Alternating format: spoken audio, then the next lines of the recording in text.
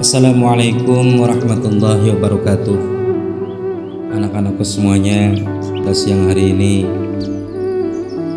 Abi akan menceritakan mengenai sejarahnya seorang ulama karismatik, sahibul karamah, seorang ulama yang terkenal dengan kewaliannya. Beliau adalah gurunya para kiai.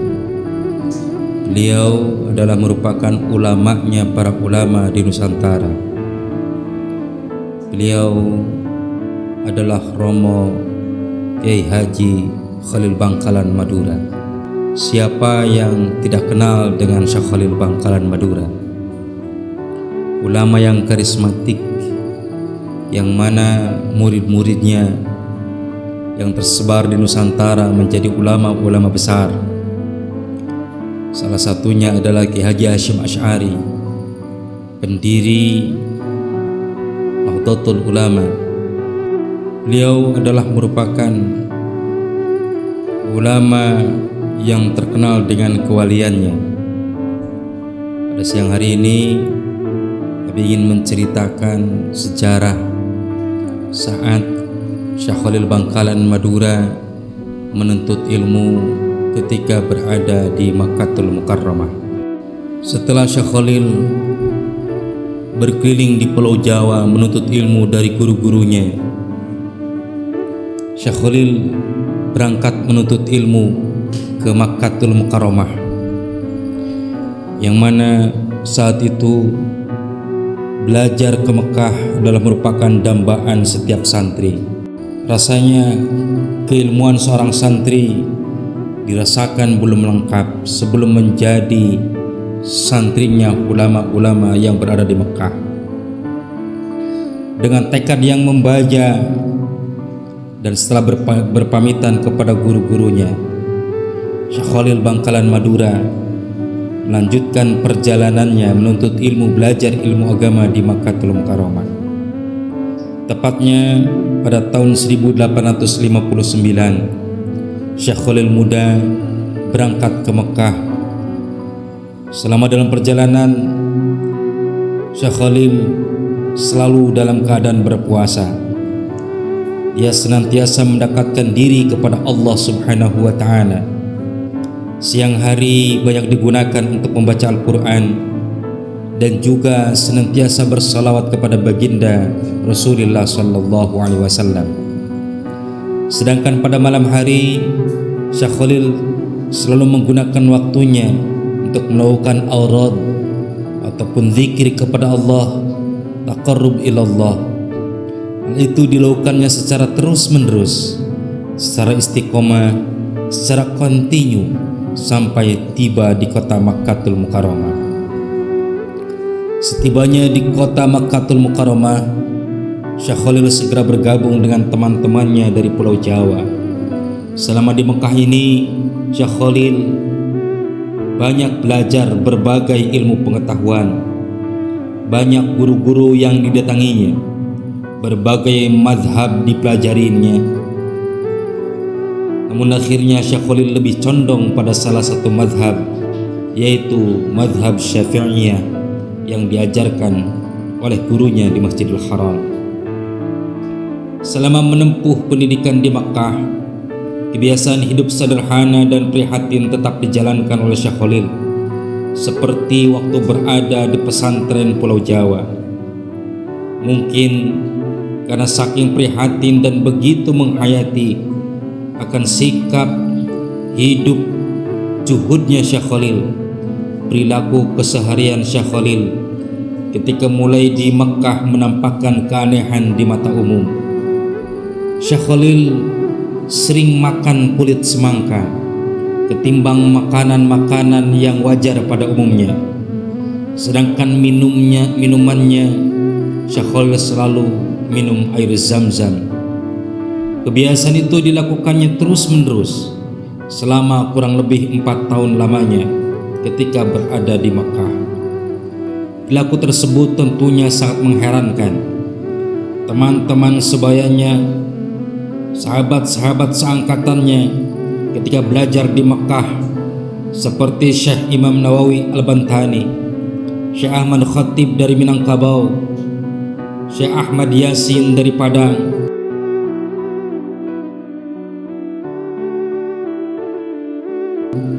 ketika bermaksud untuk buang air besar, Syekh Khalil senantiasa dia selalu mencari tanah di luar tanah haram.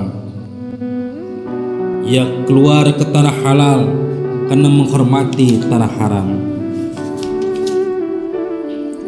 Di dalam berguru, Syekh Khalil itu sering mencatat pelajaran yang disimaknya dengan menggunakan baju yang dipakainya sebagai pengganti kertas tulis. Kemudian setelah dipahami dan dihafalnya, baru kemudian baju tersebut dicuci bersih, kemudian dipakai lagi. Begitu seterusnya dilakukan selama belajar di Makkahul Mukarramah. Oleh karena itu, kenapa pakaiannya Syekh Khalil semuanya berwarna putih? Karena digunakan untuk menulis ilmu-ilmu yang disampaikan oleh guru-gurunya. Sementara itu, untuk membiayai hidupnya selama menjadi santri di Mekah, Khalil menulis berbagai risalah dan kitab-kitab yang kemudian dijual. Syekh Khalil banyak menulis kitab Alfiyah dan menjualnya seharga 200 real per kitab.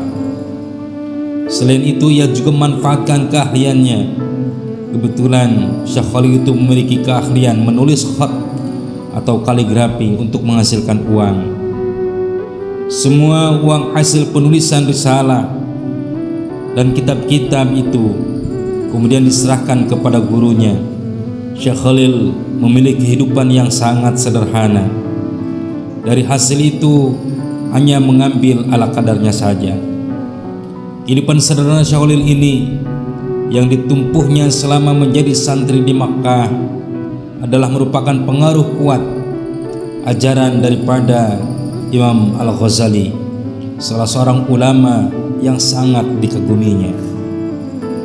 Dalam mengarungi lautan ilmu di Makkah, di samping mempelajari ilmu zahir seperti tafsir, hadis, fikih dan ilmu nahwu dan juga sorof, Syekh Khalil juga mempelajari ilmu-ilmu batin ke berbagai guru spiritualnya.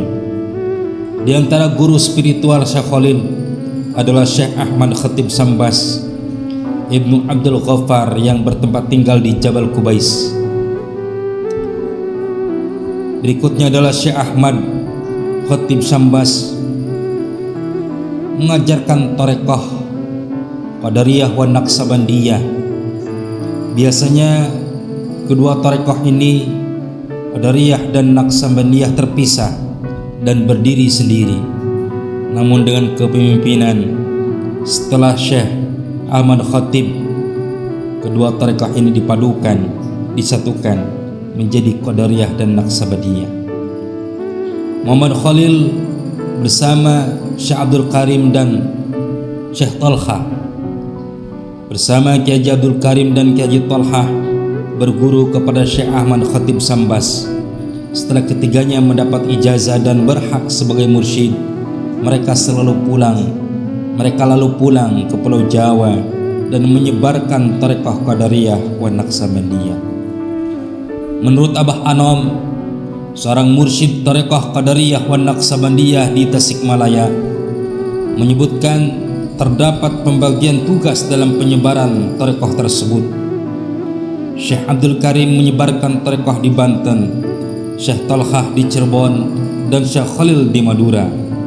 Anak-anakku semuanya yang Abi cintai, kewenangan Syekh Khalil sebagai mursyid thariqah Qadariyah wa Naqsabandiyah menunjukkan jika beliau itu memiliki derajat yang tinggi di dalam maqam spiritualnya. Menurut penuturan Kiai As'ad Syamsul Arifin, pada saat Syekh Khalil berzikir di ruangan majlis zikir, itu apabila lampu dimatikan seringkali terlihat sinar biru yang sangat terang memenuhi ruangan Syekh Khalil Bangkalan Madura. Setelah berguru dengan Kiai Ahmad Khatib Sambas, Syekh Khalil melanjutkan ke guru-gurunya yang lain, yakni Syekh Ali Rahbini. Syekh Khalil sangat berkhidmat melayani gurunya ini, yang termasuk guru terakhirnya ini. Syekh Ali Rahbini adalah seorang ulama tunanetra. Syekh Khalil Bangkalan senantiasa tidur di pintu masjid dengan harapan jika gurunya lewat ini dapat menginjak dirinya, yang kemudian Syekh Khalil menuntunnya ke tempat pengimaman. Itulah kebiasaan Syekh Khalil ketika berguru kepada Syekh Ali Rahbini. Setelah Syekh Ali Rahbini memandang Syekh Khalil sudah cukup mampu dalam ilmu keagamaan, tibalah saatnya murid yang disayangi ini untuk menyebarkan ilmu yang selama ini ditekuninya. Dengan perasaan haru, Syekh Ali Rahbini menyuruh Syekh Khalil pulang ke tanah Jawa karena dibutuhkan oleh umat, oleh masyarakat di sana. Demikian juga dengan dua orang temannya yang sama-sama berguru kepada Syekh Ali Rahbini yang berasal dari Pulau Jawa. Mendengar perintah gurunya, Syekh Khalil segera mempersiapkan kepulangannya ke tanah Jawa. Sedangkan dua orang temannya merasa masih belum cukup ilmunya, lalu tidak menuruti akan perintah gurunya, perintah daripada Syekh Ali Rahbini, lalu melanjutkan kedua temannya ini belajar terus ke Mesir. Kelak sekembalinya ke tanah air, dua orang temannya yang tidak patuh itu kepada gurunya, ilmunya menjadi tidak bermanfaat kepada kaum muslimin. Berbeda dengan Syekh Khalil, karena kepatuhan kepada gurunya, Allah menganugerahinya pangkat kewalian. Semua ilmunya bermanfaat serta menyebar kepada seluruh ulama-ulama yang ada di Pulau Jawa dan Madura. Demikian tadi sekilas kisah nyata perjalanan daripada Syekh Khalil Bangkalan Madura ketika belajar ilmu agama, ketika menuntut ilmu di Makkahul Mukarramah. Ada beberapa pelajaran ataupun hikmah yang dapat kita ambil untuk senantiasa dijadikan suri tauladan oleh kita semuanya. Yang pertama, hendaklah ketika kalian belajar ilmu agama, ketika kalian belajar menuntut ilmu, ingat harus ikhlas karena Allah. Beliau tidak peduli dengan pahitnya kehidupan, karena yang beliau pentingkan adalah ilmu, dengan harapan Allah ridho dengan ilmu yang beliau peroleh dari guru-gurunya. Beliau dapat membuktikan keikhlasan itu ketika Allah Subhanahu wa ta'ala menguji beliau dengan hidup yang serba kekurangan. Yang kedua, akhlak yang tinggi kepada Allah. Kita bisa lihat akhlak beliau ketika beliau berada di tanah haram, tanah Makkahul Mukarramah. Beliau hendak buang air besar, beliau harus berjalan jauh melewati tanah haram. Beliau merasa tidak sopan jika buang hajat atau buang air di tanah suci. Ini menunjukkan betapa Syekh Khalil Bangkalan sangat tawadu dan peka dan sangat ta'zim, mengagungkan Allah Subhanahu wa ta'ala. Yang ketiga, cinta, hormat dan patuh kepada guru tentunya adalah merupakan pilihan yang sangat utama. Apapun akan beliau berikan kepada gurunya untuk membantu gurunya, membuat gurunya ridho. Di hadapan gurunya beliau siap sedia untuk diperintahnya, melebihi budak di hadapan tuannya. Jangankan harta, nyawa pun Syekh Khalil siap pertaruhkan untuk guru-gurunya.